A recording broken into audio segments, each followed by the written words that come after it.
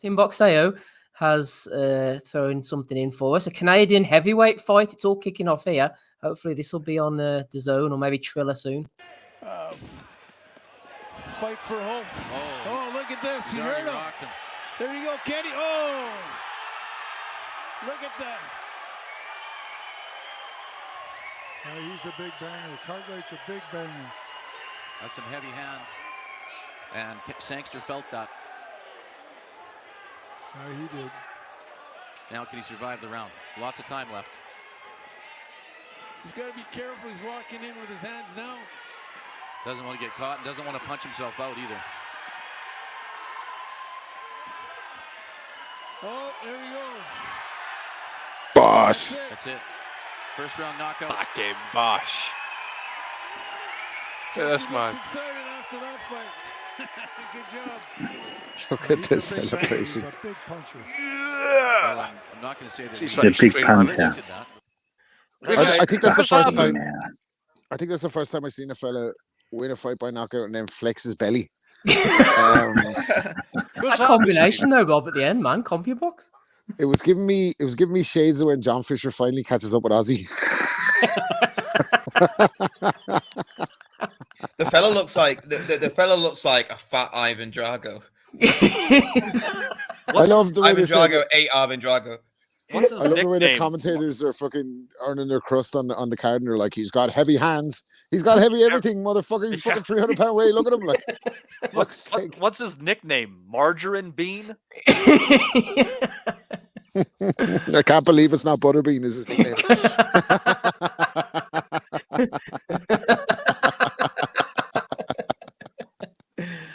Oh dear. Anyway, let's move on quickly, shall we? Javonte, to more palatable matters. Clarissa Shields and Javonte Davis have been going back and forward at each other. Clarissa says, Tank just really don't like Dev and it shows. And Javonte says, I don't like you, Devin, and the rest of y'all. Now, what's up? And then Motion says, finally someone said it, because she real shady too. I would be too. Look how she look, says Javonte. And then Rob, the quote comes in and says, I'm dissing you on a song next, midget. I got a great verse for you, champ. So I'm talking about the GOAT. That's what I'm talking about, the GOAT. She's on rare form this week. She posted a rather bizarre picture of herself sitting on her counter. There you go. And then when Baumgardner was jumping to Ryan Garcia's defense, GOAT was taking shots at her, calling her a strong neck bitch. And she said, you look pretty strong up on that counter too. And then someone else was talking about the GOAT.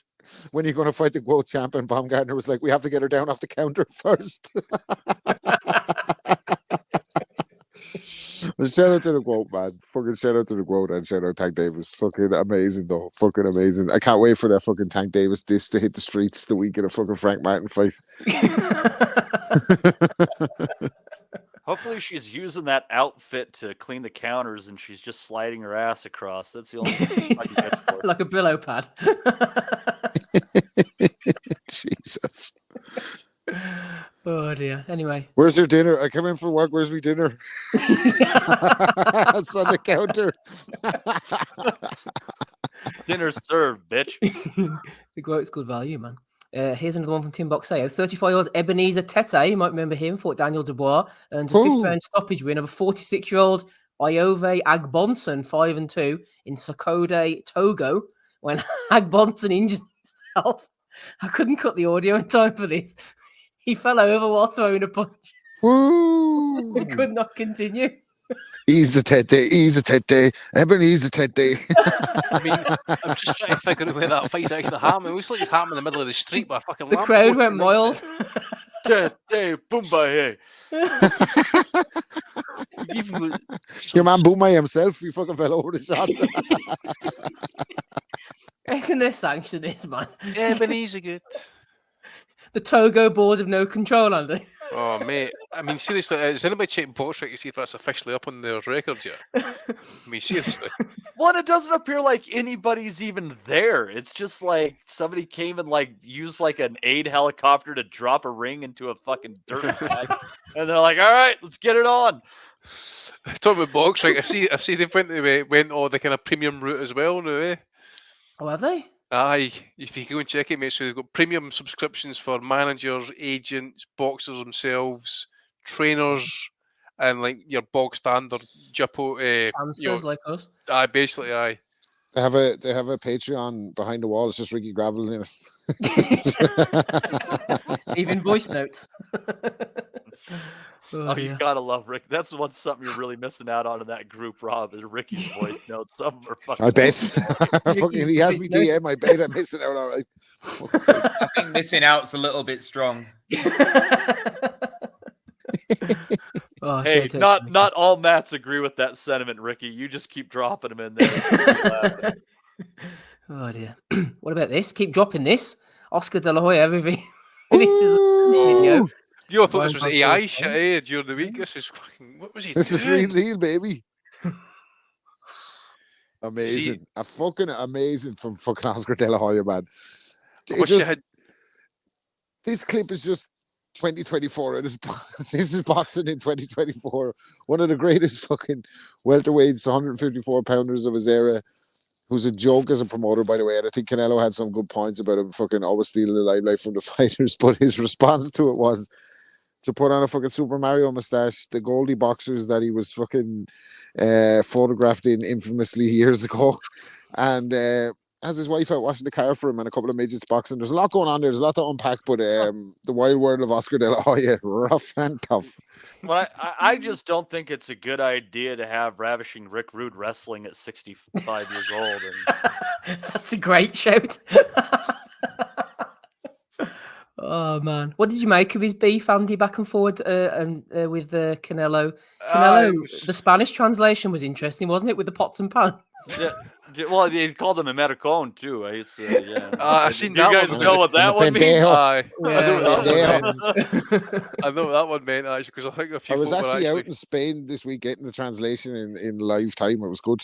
Pendejo. I was channeling you, Rob, with your Paulie Malignaggi impression when Canelo said the bit about, what is it, kitchenware makers confused. Do we make dildos or pots and pans? We don't know. What are we doing here? It's quite clear, guys. Oscar's at the Devon. He's performing this next week, guys. He's highly favoured. You got to hand it to Oscar, though, at the same time, is he maintained a wee bit of composure, but he was reading it off cliff notes, whatever, right? But he managed to get his point across. You put some fucking respect on that, on my name. But he also managed to get in the 2 failed drugs test, by the way. It was just a proper snidey moment, but dropped in there for maximum effect. And he done well, like, because he carried that promotion, Steve. I think you said it as well, mate, that he needed that wee bit of a boost, and the Oscar Canelo kind of showdown it was good to see that. You want a wee bit. Brilliant, man. Canelo was being interviewed in English when he's always at his best for me. I don't fucking care, man. I don't fucking care. You actually see that he's a bit of a bollocks, like, as well. He has a bit of an edge to him, Canelo. It's good to hear him speaking English when you can actually understand what he's saying. But he was like, they were saying, prime for prime, you versus Oscar, Canelo. Who wins? Oh, that guy's fucking easy money, man. He is easy fucking work, man. No problem. I want to fight with that guy, man. No problem. I have proofs. I have proofs from the lawyers, man. He steals money from the fighters. He is easy money, man. Yeah. You want payday? I liked the Spanish bit though, Andy, when he leaned over to the side and looked at Oscar. He said his whole bit about, it's going to be a great fight, all Mexican, and then he leans over and he goes, such and such and such, imbecile. It is imbecile on my left. Imbecile. Brutalmente, and I stole that from Canelo. I just love that Canelo's English is getting much better, because the fact he can talk shit bilingual is fantastic. And the translation isn't always like great, like, you know, in his syntax and shit, but it's just pure fucking entertainment. I saw a good Instagram reel during the week, and it was like the silhouette of Canelo, like, and he's in a kitchen, and it's like when your toddler comes in and they tell you that they don't like what you're after cooking, and it's just like Canelo going, get the fuck out of here, man. Get the fuck out of here, because I'm going to fuck you up right now, motherfucker. Oh, good old Oscar. Yeah, Alicia Baumgardner and Ryan were going back and forward. I'm find out who paid who to create this lie, says Ryan. Now I'm a release everyone's shit. Time to expose the real snakes. And Baumgardner says, remember, you were quick to come for me. It doesn't feel good being accused. Good luck, though, Matty. Leave you with this. James 1:19. Well, hold on. Let's go to the old Google and Just see what God Google, says on this one. I see Vada. The letter that Vada sent out to him was dated the 1st of May. Ooh. So let's see here. Would they have been told verbally before that? So I suppose he would have done. He would have been told that, listen, there's Yep, something yep, coming yep. in the post. Yeah. Your girl dropping some real bombs on him there. James 1:19 is, know this, my beloved brothers. Let every person be quick to hear, slow to speak, slow to anger. Oh, that's Good advice for a better You week. should have that on a T-shirt. Yeah, the Buddhists don't have a monopoly Jesus, you on need to good fucking philosophy. copyright that book, by the way. Stop this shit. I mean, It's good to thank God Baumgardner was you got vindicated. Stone Cold isn't Steve Austin kicking about with a 316 version on as well, man. This is outrageous. That's all It's about James blasphemous. 1:19. What about the gospel according to Connor? He's getting stuck in as well. He said, McGregor, not Ben. This motherfucker. He says, cheated the weight and was juiced. Lifetime ban. Sad to see, sad to say. Sad and a bit sick. Don't come near me if I ever see you, Ryan Garcia. I'm actually disgusted. Austrian reminds me of Sean O'Malley, blah, blah, blah. He said, if I was Haney's dad, you're dead no matter what for doing that. Crazy. What the fuck happened to you, you little fool? Fair play to Devon. And he says, get your head together or kill yourself. Oh, It's hard for Conor McGregor to talk when he is so fucking juiced up right now. Literally, That's he's what like Ryan bouncing Garcia off the said. walls. Allegedly. Garcia responded back to that, like, and he said, "Is it Roadhouse or Ride Rage?" He said. When you're fucking punching old men in pubs, I mean, are you a moral authority on fucking anything at that point in time? I You're just wish going he around had took punching it to. seniors. I wish he had took it to Twitter voice notes like he normally does when he's fucking steaming. That would have been amazing. See you, Austrian. Yeah, ride yous like ostriches. Yeah, fool ya. What's he say to that Geordie guy? Hey, what was that he called him? Hey, estrogen hood. Hey, Tits. What's happening? Who's calling your face with a kettle? You little fool ya. You won't do fucking nothing, mate. Well, Ryan responded, Matty, with some very mature response. He says, if I took the steroids, then I'm for sure gay. So, Which tells me that dude has sucked some dick. Well, who knows? Well, he might swing both ways. We wish him well, mate. We don't want to judge. And it's nothing against the gays. Great bunch of lads, right, Rob? It's just, you say he took steroids and he's fucking gay. move on, man. Well, he's only the job a week. He's backpedaling there quick, by the way. But as I says, you've got the male gender, you've got the female gender, and you've got everybody else, Matty. So, yeah. Are you saying that you go both ways? I don't know what's going on. No, but I'm saying Ryan Garcia could identify either way, mate. No. He can, if he wants to be Ryan Garcia, I'm not here to stop him. If it might be Ryan Garcia then as well, and you never know. There you go. That's a future movie title. Yeah, exactly. You just keep bringing up shit that happened in Bohemian Grove, Maddie. You fucking sicko. Anyway. On to Curtis Woodhouse. He says, I wouldn't live in London if you paid me £1 million a week. That was Wellings in the chat earlier. That was 2 weeks ago, mate. I live in a village with one shop, one chippy, and one pub. No crime. Shocking news coming out of London. This country is on its arse. If I could leave, I would. It's a cesspit. And then I think you can. Someone responded, is that the pub where you punch your cousin's head in and ended up in court? He says, no, different one. Probably barred from that one, actually. Correct. But thank God there's no crime in that time. It's like, as soon as I decided to quit punching people, the crime level is plummeted to 0. I thought that was a good exchange, man, whoever sent that one in. The best way to end it is just by brute honesty. Aye, so. It's a nice snappy Twitter handle there from Joe as well. It's like my grandfather. Really rolls with the tongue, that one, doesn't it? Yeah, fuck me. It's my Twitter name and my phone number at the same time. It was like my grandfather's response to the young team when he used to get called an old bastard. He used to say, I can. That was it. No response back to it. Shut them straight down. Why not? Someone put this in the chat. Do you remember this one from the time? Set on this day 7 years ago, Anthony Joshua landed one of the most incredible uppercuts. It was the comments to some of this stuff that was fucking tremendous. How long am I on the fucking pod, man? Jesus Christ, 7 years. I put that same picture on Twitter, by the way, and folk were all at the top of it, like, they're like, oh, look at that, what a shot it is. What else have we got here as well? Ronnie Ronnie O'Sullivan aye. says Good he's luck. been taking medication for anxiety due to problems with his own game. I was out there last night, blah, blah, blah. Talks about CBD. And Anthony Fowler jumps in and says, Robbie, you're an absolute no. legend. It would be amazing. Cheers, You mate. fucking dickhead. What an absolute shithead. Robbie O'Sullivan's one of the greatest fucking snooker players of all time. No, I need that. Robbie You O'Sullivan. can tell Fowler's got CPD on his fucking hashtags and that, man. He's searched for every post about CPDs to get that. Supreme CTE for Robbie. Robbie O'Sullivan. Fuck me. Oh, Robbie O'Sullivan. Simon Hendry. He's good, isn't he? Stephen O'Davis. Some niche snooker gags there for you. And finally, we've got a video here from Jimmy the Guard. Black. We haven't heard from him in a while. Let's move on to Fran Hennessy on June the 15th. How talented is this young woman? Because from what I see, from what Spencer sees, she's got it in her blood. She's got boxing in her blood from the Hennessy family, but she's got some craft, do you know who she reminds me of in skill set? Who she could be like? A female Lomachenko.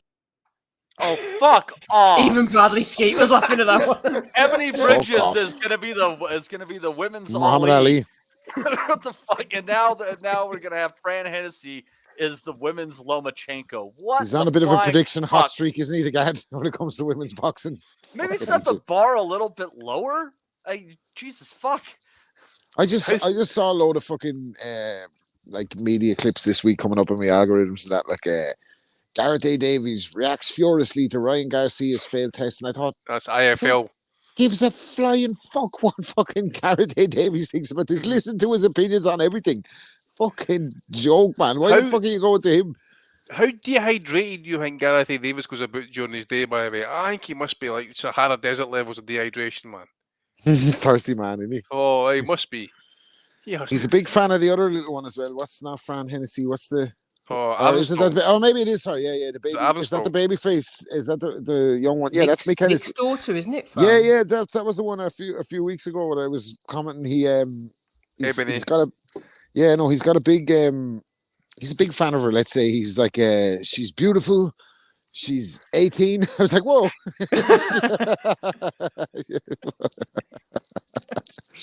Go on, Matty. She lives on a dark street. Yeah. I just don't know about. I just worry for the neighbors of Gad. That's just me. I don't know. Oh dear. Right, final one, Andy. Yeah. What would Lomachenko think if he heard that? Imagine, I can actually see him on Fight Week saying that to fucking Lomachenko, by the way.